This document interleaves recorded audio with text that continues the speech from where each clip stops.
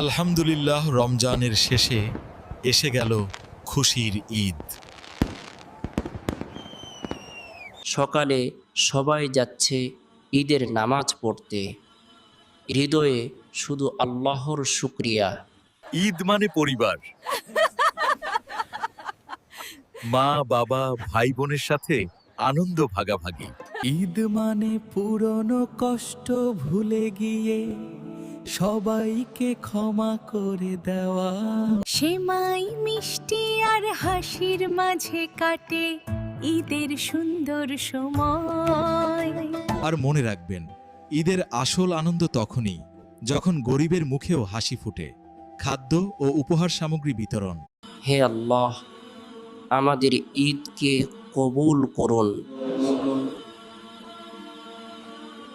ঈদ মোবারক বলতে কমেন্ট করুন অট্টন্না আট্রোইং। আর Islamic video পেতে সাবস্ক্রাইব করুন।